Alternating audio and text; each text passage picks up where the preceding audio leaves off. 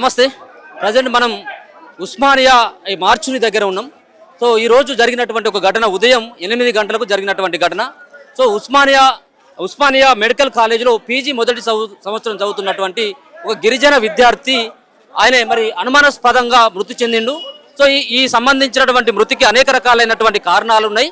So PG మొదటి సంవత్సరం చదువుతున్నటువంటి సురేష్ అనేటువంటి విద్యార్థి ఎవరైతే ఉన్నారో ఈ విద్యార్థిని సీనియర్లంతా కూడా హరాస్మెంట్ చేయడం జరిగింది, సీనియర్లంతా కూడా ర్యాకింగ్ చేయడం జరిగింది. సో ఒక పక్కన కులం పేరుతో దూషించడంతో పాటు ఫ్రీగా వచ్చినటువంటి సీట్ని ఉద్దేశిస్తూ పలుమార్లు ఆయనను అవమానించేటువంటి ప్రయత్నం చేసిండు. సో మరీ ముఖ్యంగా ఇక్కడ ఉన్నటువంటి ఎవరైతే హెచ్ఆర్ కావచ్చు, ఈ డిపార్ట్మెంట్లో ఉన్నటువంటి వాళ్ళు కావచ్చు, సీనియర్ల యొక్క అరాచకాలతో వాళ్ళు పెట్టినటువంటి టార్చర్తో తమ కుమారుడు మృతి చెందిండు అంటూ ఆ తల్లిదండ్రులు ఆవేదన వ్యక్తం చేస్తున్నటువంటి పరిస్థితి కూడా కనబడతా ఉంది. ఇక్కడ ఉస్మానియా సంబంధించినటువంటి ఇక్కడ మనం హాస్పిటల్ దగ్గర ఉన్నటువంటి పరిస్థితి కూడా మనకు స్పష్టంగా అర్థమవుతా ఉంది. పెద్ద ఎత్తున పోలీసులు మోహరించడం జరిగింది. ఉన్నటువంటి మృతి చెందినటువంటి సురేష్ అన్నటువంటి మెడికల్ కాలేజీలో పీజీ చదువుతున్నటువంటి ఈ సురేష్ యొక్క మృతదేహాన్ని ఎట్టి పరిస్థితుల్లో మేము బయటికి పంపించేది లేదు, మాకు న్యాయం జరిగేంత వరకు కూడా ఖచ్చితంగా మాకు పోలీసులు హామీ ఇచ్చినట్టయితే ఈ బాడీని మార్చురికి పంపిస్తామని చెప్పేసి వాళ్ళు కూడా డిమాండ్ చేస్తున్నటువంటి సందర్భం అయితే కనపడతా ఉంది. చాలాసార్లు తన కుమారుడు సైతం కూడా చాలా సందర్భాల్లో పేరెంట్స్ కానీ బంధువులకు కానీ రోజు రోజుకు సీనియర్ల యొక్క వేధింపులు ఎక్కువైపోతా ఉన్నాయి. కాబట్టి నేను తట్టుకోలేకపోతున్నాను, కనీసం ఫుడ్ కూడా సరిగ్గా ఇవ్వలేకపోతా ఉన్నారు, నన్ను ఇబ్బందులకు గురి చేస్తున్నారంటూ వాళ్ళ కొడుకు సైతం కూడా తమతో బాధపడుతూ చెప్పిండని చెప్పేసి తల్లి కూడా ఆవేదన వ్యక్తం చేస్తున్నటువంటి సందర్భం కనబడతా ఉన్నది. సో చూసుకోవచ్చు ఇక్కడ ఆ బాడీ తోటి వాళ్ళంతా కూడా కుటుంబ సభ్యులతో పాటు తోటి సంబంధించినటువంటి ఈ కాలేజీలో చదువుతున్నటువంటి తనకు మిత్రులు వాళ్ళందరూ కూడా ఆ బాడీతో పాటు వాళ్ళు ర్యాలీగా బయలుదేరి ఇక్కడ ఉన్నటువంటి ఏదైతే ఈ హాస్టల్కి సంబంధించినటువంటి యాజమాన్యం అలాగే మిగతా సంబంధించినటువంటి ఇలా టార్చర్ పెట్టినటువంటి ఎవరైతే సీనియర్ విద్యార్థులు అని చెప్పేసి అంటా ఉన్నారో వాళ్ళని కఠినంగా శిక్షించేంత వరకు ఖచ్చితంగా మేము పోరాటం చేస్తాం. ఒక గిరిజన విద్యార్థి అన్నటువంటి ఒక సాకుతోంటే ఒక అణగారిన వర్గాల నుంచి వచ్చినటువంటి ఒక ఎస్టీ సామాజిక వర్గం నుంచి వచ్చినటువంటి ఒక విద్యార్థి చదువుకుంటే ఓర్చుకోలేనటువంటి స్థితిలో ఈ రోజు ఉన్నటువంటి ప్రభుత్వాలు కానీ సీనియర్లు కానీ ఉన్నారు. వాళ్ళని ఖచ్చితంగా కఠిన శిక్షలు కనుక వేసినట్టయితే ఇటువంటి ర్యాకింగ్లు కానీ మిగతా సంబంధించినటువంటి అవమానాలు కానీ ఉండవని చెప్పేసి అంటా ఉన్నారు. తరచుగా జరుగుతున్నటువంటి ఇటువంటి ఏవైతే కాలేజీలలో జరుగుతున్నటువంటి ఇటువంటి అరాచకాలకి పులి స్టాప్ పడాల్సినటువంటి అవసరం కూడా ఉందంటూ ఇక్కడ ఉన్నటువంటి కుటుంబ సభ్యులు సంబంధించినటువంటి సభ్యులు సైతం కూడా వాళ్ళు ఆందోళన వ్యక్తం చేస్తా ఉన్నారు. మిగతా ఉన్నటువంటి స్టూడెంట్స్ సంబంధించినటువంటి యూనియన్లు ఆల్రెడీ లీడర్లంతా కూడా ఆ బాడీతో ర్యాలీగా బయలుదేరుతా ఉన్నారు.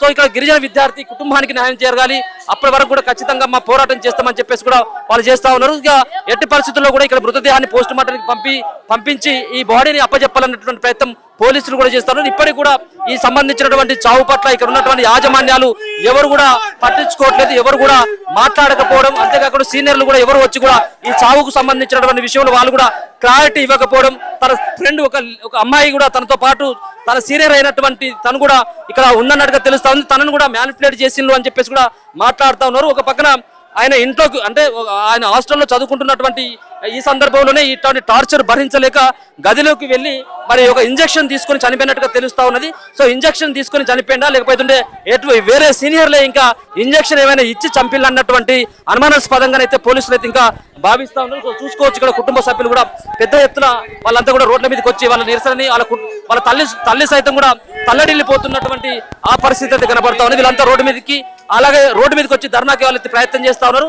ఒక పక్కన మార్చురికి తీసుకువెళ్లి బాడీని పోస్ట్ మార్టం చేపియాలన్నటువంటి ఒక ప్రయత్నం పోలీసులు కూడా చేస్తా ఉన్నారు. వందలాది మంది సంబంధించినటువంటి పోలీసులు సైతం ఇక్కడ ఈ సురేష్ బాడీని అక్కడ పోస్ట్ మార్టంకి తరలించేటువంటి ప్రయత్నం అయితే చేస్తా ఉన్నారు. ఒక ఉద్రిక్తమైనటువంటి పరిస్థితి అయితే కనబడతా ఉంది. సో ఇప్పుడున్నటువంటి రేవంత్ రెడ్డి సర్కార్ అలాగే పాలమూరుకు సంబంధించినటువంటి ఒక విద్యార్థి చనిపోవడం నిజంగా కూడా చాలా దురదృష్టకరమైనటువంటి సంఘటన. దీంట్లో ప్రభుత్వాలు ఖచ్చితంగా స్పందించాలి. ఇటువంటి వాటిని అడ్డుకోవాలన్నట్లయితే ఖచ్చితంగా ప్రభుత్వాల నుంచి కఠినమైనటువంటి శిక్షలు పడితేనే ఇటువంటి అరాచకాలకి అడ్డుపడుతుంది అన్నటువంటి అంశాన్ని సైతం స్టూడెంట్స్ సంబంధించినటువంటి లీడర్లు గారిని వాళ్ళంతా కూడా చెప్తున్నటువంటి సందర్భం అయితే కనబడతా ఉంది. చూసుకోవచ్చుగా ఇక్కడ ఒక రకమైనటువంటి ఈ ఉస్మానియా సంబంధించినటువంటి హాస్పిటల్లో ఒక రకమైనటువంటి ఒక ఉద్రిక్తమైనటువంటి పరిస్థితి ఇంకా కొనసాగుతూనే ఉన్నది.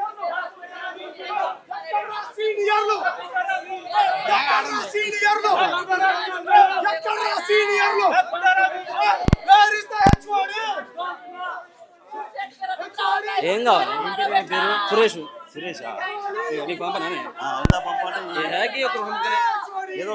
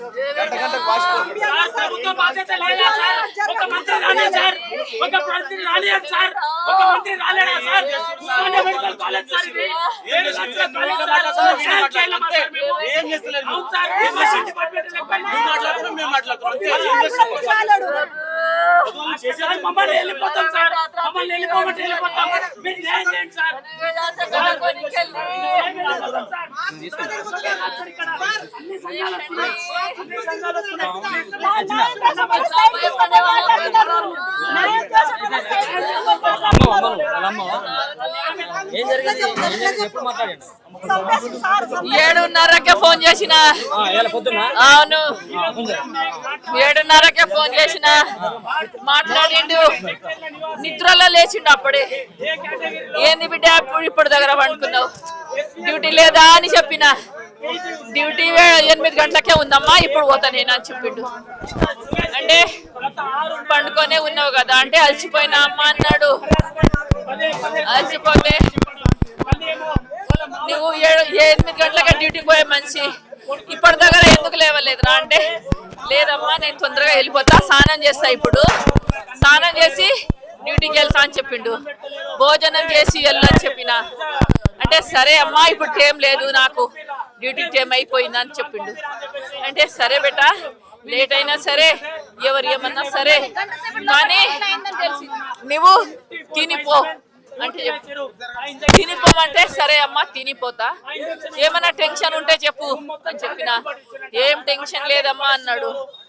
అంటే నువ్వు నిన్న మొన్న బాగానే టెన్షన్ పడ్డావు కదా అని చెప్తే, టార్చర్ చేసిరని టెన్షన్ పడుతున్నావు, ఇగో నీ చేతనైతే చేయి లేకుంటే వచ్చేయమని చెప్పిన. లేదమ్మా నేను డ్యూటీకి వెళ్తున్నా, ఇప్పుడు స్నానం చేస్తా, ఇప్పుడు నువ్వు ఫోన్ పెట్టేస్తే స్నానం చేసి దబ్బున వెళ్తామ్మా డ్యూటీకి అని చెప్పిండు. అంటే సరే బేటా ఏం టెన్షన్ పడకు, తిని మాత్రం పో, డ్యూటీ చేయి అని చెప్పి. ఇంతకు ముందు టార్చర్ పెట్టిరు వానికి బాగానే. సీనియర్ వాళ్ళు పేరు చెప్పమని చెప్పిన, పేరు చెప్పలేడు. అవును చెప్పిండు, బాగానే సీనియర్ తోటి టార్చర్ ఉందని చెప్పిండు. ఇంతకు ముందు సీనియర్ తోటి టార్చర్ ఉందని చెప్పిండు. వేరే సెక్షన్ అంట, ఇప్పుడు వేరే సెక్షన్ లో పోయినా అని చెప్పిండు. ఆ సీనియర్ వాళ్ళు ఏమన్నా అంటురా అని అడిగిన. అంటే ఏమన్నా మా అమ్మ బాధపడుతుందని చెప్పలేడు. ఏం లేదమ్మా బాగానే ఉన్నా అని చెప్పిండు. ఏమన్నా టార్చర్ ఉంటే ఏమన్నా ఉంటే మా అమ్మకి చెప్తే మా అమ్మ ఎవరితో మాట్లాడతాడు. మా అన్న వాళ్ళకి ఈడ తెలిసిన వాళ్ళే ఉన్నారు, ఈడ టార్చర్ ఉంటే చెప్పు మా అమ్మ వచ్చి మాట్లాడతాడు మంచిగా. వాళ్ళకి లేదమ్మా ఇంకా ఎక్కువ చెప్తారు, సీరియస్ అవుతారు వాళ్ళు, ఎక్కువ టార్చర్ పెడతారని చెప్పిండు. మా అన్న వచ్చిండు, నేను మాట్లాడతా అని చెప్పిండు. మా అన్న ఎవరికో దొరికొచ్చి పెద్దవాళ్ళు ఉన్నారంట ఇక్కడ, నాకు తెలియదు, వాళ్ళతోటి మాట్లాడిపిస్తా అని చెప్పిండు. ఇట్లా మాట్లాడితే నాకు మళ్ళీ ఎక్కువ టార్చర్ పెడతారని చెప్పిండు. వచ్చి గంట సేపు మాట్లాడాను బాబుతోటి. ఏమరా నేను వచ్చేసి ఓ నెల ముందు వాళ్ళు డిపార్ట్మెంట్ చేంజ్ అయిన తర్వాత నేను మాట్లాడాను. ఆ డిపార్ట్మెంట్ లో 3 persons ఆంధ్ర వాళ్ళు, 3 PG స్టూడెంట్స్ వాళ్ళు. వాళ్ళకి అది కాదు, అంతమంది అందరు మా పిల్లలంతా బీటెక్ లో అయిపోయినాయి, అన్నీ అయిపోయినాయి.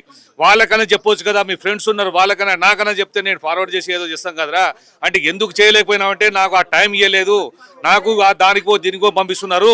నేను ఎలా పీజీ ఎలా దాన్ని అప్లై ఇప్పుడు నెక్స్ట్ అప్లై చేసుకోవాలి కదా, పీజీ జనరల్ ఇప్పుడు అతను జనరల్ ఇప్పుడు ఇది అయితే దానికి అప్లై చేసుకోవడానికి కూడా అవకాశం లేదు. అప్పటి నుంచి ఆయనకు టార్చర్, అంతకుముందు నుంచే టార్చర్ ఉంది, చెప్పలేదు. ఎప్పుడు ఆయన ఎప్పుడు డిస్టర్బ్ అయ్యిందంటే, ఎప్పుడు జనరల్ మెడిసిన్కి ఎప్పుడు అప్లై చేయనియలేదో అంత టార్చర్ చేశారన్నమాట. అప్లై అంత ఘోరంగా చేశారు ఆయనకు. ఏమన్నా అంటే వాడు ఫ్రీ వచ్చిండు, అది వచ్చిండు, వాడు పంపిరా, వాడికి ఏ టైం లేదు, 24 hours వాడికి అదే పని. రాత్రి 12:30 1 గంటకి ఏరైనా ఉంటే ఏమన్నా పోయి రిపోర్ట్ తీసుకోవాలి పంపిస్తారంట వాళ్ళు. ఆ టైంలో మళ్ళీ పోయి అనుకో లేరంటే, నువ్వు అంతసేపు ఏం చేస్తున్నావు, చదవ కదా నీకు, ఏం పని చేస్తావు నువ్వు, రా అంటారట. మళ్ళీ వచ్చిన తర్వాత మళ్ళీ తీసుకురా కూడా ఎందుకు వచ్చినావు, పో తీసుకురా పో పో అని చెప్పి మళ్ళీ పంపిస్తారంట. ఇది టార్చర్ వాళ్ళది. వాళ్ళ నుంచే అయింది. వాళ్ళు 3 persons ఎవరు ఉన్నారు హెచ్ఓడి తెలియదు. అదే చెప్తా, అడిగినా నేను వచ్చి మాట్లాడతారా పా, ఎవరితో మాట్లాడతా, ఎవరితో చేయాలని మాట్లాడతా పా అంటే కూడా ఆడు చెప్పలేకపోతాడు. వద్దులేమమ్మా నేను చూసుకుంటలేమమ్మా చేస్తలేమమ్మా అని వాడికి చేసి 1-2 గంటల సేపు మాట్లాడాను వాడికి. అయినా కానీ వాడికి ఏం లేదు, చెప్పాను మంచిగా చేశాను కానీ ఒప్పుకోలేదు. అంటే మళ్ళీ నాకు ఫోన్ చేస్తే కూడా ఫోన్ ఎత్తట్లేదు. ఎందుకు ఎత్తట్లేదు, మా చెల్లెడికి ఫోన్ చేస్తే పర్వాలేదు అని చెప్తాడు. వాళ్ళంతా టార్చర్ చేశారు కాబట్టి అతనికి అలా చేసుకోవాల్సి వచ్చిందండి. ఏమంటే ఫ్రీగా వచ్చింది, వాడు ఫ్రీగా వచ్చినట్టు వాడిని చెప్పేసి టార్చర్ చేశారు వానికి. వాడు ఇప్పుడు వదిలేస్తే 75 లక్షలు కట్ట. సరే కడదాం రా బాబు, పోతే వద్దు అనుకున్నా అంటే కడదాం, మనకే లేదా ఉంది ఏదో ఒక ఎకరం పొలం కట్టేసుకుందాం, సరే ఇంటికాడ కూర్చోరా అని చెప్పినాం. అయినా కానీ మళ్ళీ ఇంటికి పోయేసి మళ్ళీ వచ్చిండు ఆయన. ఇది జరిగింది సార్. ఆడ జరిగి ఆ హెచ్ఓడి ఎవరు ఆయన కేర్లెస్గా నెగ్లిజెన్స్గా సమాధానం చెప్తాడు ఆయన. మారిపోయిండు, చేసిండు, అలా చేసిండు. మా పిల్ల వాళ్ళు ఎవరు పిలువు, మరి వాళ్ళ పేరు అతను ఎవరి దగ్గర అసిస్టెంట్ గా చేశాడో వాడిని పిలవండి, వాళ్ళకంటే పిలుస్తలేరు. వాళ్ళ పేర్లు చెప్పండి చెప్తలేరు వాళ్ళు. మరి అదే చేస్తున్నారు, వాళ్ళంతా అదే చేస్తున్నారు. ఆ అమ్మాయికి వాళ్ళ ఫ్రెండ్ అమ్మాయికి పెడితే ఆ అమ్మాయికి మొత్తం 2 hours తర్వాత పిలుచుకొచ్చారు. మేము అడిగితే ఆ అమ్మాయికి వెళ్ళి నాకేం నాకు ఎప్పుడు మనం వాళ్ళు MBBS కలిసి చేశారు. ఈడొచ్చి చేసి ఆమె సీనియర్, మీరు జూనియర్ ఈడవుతే.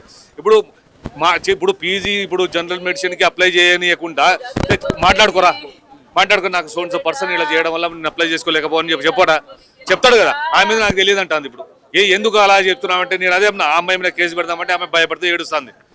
అలా ఎందుకు కడుతున్నామని అంటున్నారు వాళ్ళు ఎవరు. ఇప్పుడు వాళ్ళకి సంబంధించి ఎవరు ప్రిన్సిపాల్ కానీ ఎవరు వచ్చి మాకు అడిగింది లేదు, మేము చేసింది లేదు. ఆడ పోతేమో వాళ్ళు ఇలా అంటున్నారు. చేసాం కదా, చేసాం. అది మనం అదే వాళ్ళు టార్చర్ 3 persons మేము అదే తెలుసుకున్నాం. ఆ 3 persons పేర్లు ఏంటంటే పేర్లు చెప్తలేదు, ఆ పర్సన్స్ చూపించట్లేదు. ఇది అదే అతను టార్చర్ వల్లనే ఇట్లా జరిగింది. మనకి న్యాయం జరగాలి. ఇప్పుడు ఎంతమంది ఇలా ఎంతమంది చంపుతారు, మరి ఎందుకు అంత బలవంతం, ఎంత ఏ రకంగా టార్చర్ ఉంటుంది. మాకు న్యాయం జరగాలి. వాళ్ళ ముగ్గురిని హెచ్ఓడిని వాళ్ళు కంపల్సరీ అరెస్ట్ చేయాలి.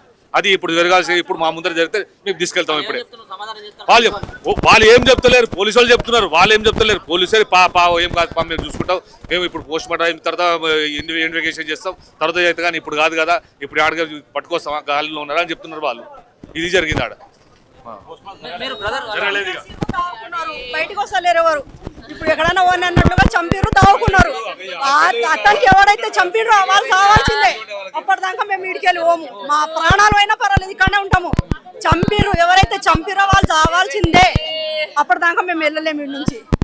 అంత పాపం కట్టుకుంటుందని మాకు తెలియదు. మా పిల్లలని చదివిస్తున్నాం, భయపడుతున్నాం. ఇప్పుడు మేము చూస్తుంటే వణుకు పుడుతుంది. ఎందుకు చదివిస్తున్నాం అనేది భయం అనిపిస్తుంది. ఇప్పుడు మా బాబు ముందుకు వెళ్తే ఆ బాబుని చూసి మేము కూడా చదివిస్తున్నాము. ముందుకు వెళ్ళిపోయాలి మా పిల్లలకు అనుకుంటున్నాము, కానీ ఇప్పుడు భయం అనిపిస్తుంది. మా బాబు చాలా హుషారు బాబు, అంత పిరికిగా కాదు, అంత పిరికి తానమే లేదు. SCS లో 5 సంవత్సరాలు ఉన్నాడు, ఒక్క రోజు ఇంటికి రాలేదు. ఇక్కడ జాయిన్ అయ్యి 6 నెలలు అవుతుంది. ఫస్ట్ ఇయర్ టార్చర్ తో చంపేసి, టార్చర్ పెట్టే చంపిరు. ఏం లేదు.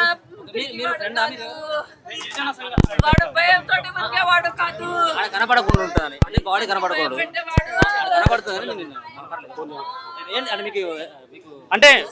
అంటే గిరిజన సంఘాలుగా వారి కుటుంబానికి ఈరోజు అనుమానము, ఆయన చావు మొత్తమే అనుమానం ఉందన్న. ఏ రోజైతే ఎస్టీ రిజర్వేషన్ మీద సీటు కొట్టి ఏ కేటగిరీలో వచ్చిండో ఆ రోజు నుంచి అనుమానం స్టార్ట్ అయిపోయింది. అగ్రకులాల చదువుకున్నటువంటి విద్యార్థులకు ఏదైనా ఇక్కడ SVS లో ఏ కేటగిరీ సీటు, ఇక్కడ పీజీలో కూడా ఏ కేటగిరీ సీటు, ఏ కేటగిరీ సీటుకి ₹1,00,00,000 ₹1,50,00,000 కట్టాలి. ఈయన డ్యూటీకి వేసే టైంలో ఇలా డ్యూటీ డాక్టర్లు అరే ఫ్రీ సీట్ వాడు వచ్చిండు అని పంపిరా అంటే, ఒక గిరిజన బిడ్డ ఫ్రీ సీట్ కొడితే అరే ఫ్రీ సీట్ వాడు వచ్చిండ్రా. ఇవే మాటలు వాళ్ళ తల్లిదండ్రులకు గత 6 నెలల నుంచి అమ్మ నాకు హరాస్మెంట్ చేస్తారు, నాకు ఇబ్బంది పెడుతున్నారు నా సీనియర్లు అని చెప్పేసి పదే చెప్తుంటే ఆ అమ్మకి హరాస్మెంట్ అంటే తెలియదు. వాళ్ళ మామకి చెప్తే వాళ్ళ మామ పదే కాలేజ్కి వెళ్తుంటే ఏమైందంటే, మామ నీకు దండం పెడతా, నువ్వు కాలేజ్కి రాకు, నాకు ఇంకా ఇబ్బంది పెడుతున్నారు, నాకు డ్యూటీలో 3 రోజులు 6 రోజులు కంటిన్యూ డ్యూటీలు వేసి నాకు కనీసం భోజనం కూడా పెడతలేరు, నా పరిస్థితి బాగాలేదు, మీరు రాకండి, నేను ఎట్లనో అట్లా బయటికి వస్తా అంటే, అన్న పొద్దుగాల 7:30 మాట్లాడితే 8 గంటలకు చావు ఎట్లా వస్తుందా? ఎవడు ఇంజక్షన్ ఇచ్చింది ఎవడు? అక్కడ టాబ్లెట్లు పడేసింది ఎవడు? ఇదంతా ఎంక్వైరీ జరగాలి కదా. ఇదంతా ఎంక్వైరీ చేయకుండా తోటి కళాశాల విద్యార్థులు లేరు, తోటి పీజీ క్లాస్మేట్స్ లేరు, సీనియర్లు లేరు, హెచ్ఓడి లేరు, ప్రిన్సిపల్ లేరు. ఎక్కడ పరారీలో ఉన్నారు వీళ్ళంతా? వీళ్ళందరి ఎవరో అమ్మాయి వీళ్ళ ఫ్రెండ్ అమ్మాయి చూసింది, ఫోన్ మాట్లాడింది, ఆమెను తీసుకురామంటే 2 గంటల తర్వాత, అంటే ఆమెని కౌన్సిలింగ్ ఇచ్చి ఏదైతే డాక్టర్ చెప్తుండో అదే నువ్వు చెప్పాలమ్మా, లేకపోతే నేను సస్పెండ్ అయితే. అన్న ఇక్కడే కూర్చున్నా, నేను డిపార్ట్మెంట్కి సహకరించాలి ఇన్వెస్టిగేషన్లో అని చెప్పేసి ఇక్కడే కూర్చున్నాం. వాళ్ళ క్లాస్మేట్స్ వచ్చి అన్న దీంట్లో ఏమీ లేదన్నా, సీనియర్లు ప్రతిరోజు మమ్మల్ని హెరాస్మెంట్ చేస్తున్నారన్నా, నేను కూడా ఆ బాధ భరిస్తున్నా అన్న అని క్యాప్ వేసుకొని మాస్క్ వేసుకొని వచ్చి చెప్పిపోతున్నారు. అన్న ఏ కేటగిరీ స్టూడెంట్ అన్న, అరే ఫ్రీ సీట్ వాడు వచ్చిండంట. ఇవా అన్న ఎక్కడో పాలమూరు బిడ్డ వలసలు వెళ్ళే పాలమూరు నుంచి ఈరోజు రేవంత్ రెడ్డి గారి జిల్లా నుంచి ఇక్కడికి వచ్చి పీజీ చదువుకుంటే అన్యం పుణ్యం ఏం పాపం చేసిండనైనా. ఈయన ఇన్స్పిరేషన్ తీసుకొని బాలనగర్లోనే వీళ్ళ ఊర్లో 10 మంది మెడికల్ స్టూడెంట్స్ కొట్టారు. అరే సురేష్ అన్న ఎంబీబీఎస్ చేస్తుండు, మేము కూడా చేయాలని వాళ్ళ ఊర్లో మీరు ఎంక్వైరీ చేయండి. మేము అబద్ధం చెప్తలేము. ఇప్పుడు న్యాయం ఎట్టు జరుగుతుందన్నా? న్యాయం ఎవరు జరుగుతుందన్నా? ప్రీతికి అన్యాయం చేశారు. ఈరోజు ప్రీతి తల్లిదండ్రులు వరంగల్ కమిషనరేట్ ముందు రోజు ధర్నా చేసుకుంటారు. మా అమ్మాయికి అన్యాయం చేశారు, ఆ కేసుని తారుమారు పట్టించారు. ఎవరన్నా న్యాయం చేయాలి? ఇప్పుడు ఏ డిపార్ట్మెంట్ న్యాయం చేయాలి చెప్పండి? ఇదా చదువు అందరన్నా అన్న డ్యూటీ ఏ రూల్ ప్రకారం వేస్తారు? 24 hours చేస్తారా డ్యూటీ? ఏ రాజ్యాంగంలోనుందా?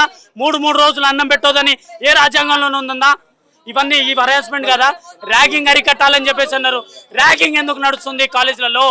దీనికి బాధ్యత ఎవరు? దీనికి కారణం ఎవరు? ఇదంతా బయటికి తెలియకుందే పోస్ట్ మార్టం తీసుకెళ్తారు, కార్యక్రమం చేస్తారు, క్లోజ్. ఇదా అన్న అన్యాయం? ఎస్టీ రిజర్వేషన్ మీద వస్తే ఈ పాపమా అన్న మాకు? ఏ కేటగిరీ? అవునన్నా, ఏ కేటగిరీలో వస్తే డబ్బులు కట్టొద్దు. అదే వేరే అగ్రకులాలు అయితే 70 లక్షలు, ₹1 కోటి సర్జన్ గా అప్లికేషన్ పెట్టుకోవాలి. ఆనంద్ సతాయిచ్చి సర్జన్ అప్లికేషన్ పెట్టకుండా పోనీయారు. అయితే 75 లక్షలు కట్టాలి. అరే ఫ్రీ సీట్ వాడు వచ్చిందట. ఇదంట అన్న? ఒక్క నిమిషం అన్నా, అమ్మా ఒకసారి మీకు పూర్తి మీకు విత్ ఎవిడెన్స్ అని చెప్తున్నా. నిజంగా ఒక స్టూడెంట్ ఈ స్టూడెంట్ గిట్ట చనిపోతే మిగతా స్టూడెంట్లు ఇక్కడ ఉంటారా ఉండరా అన్న ఫస్ట్ పాయింట్.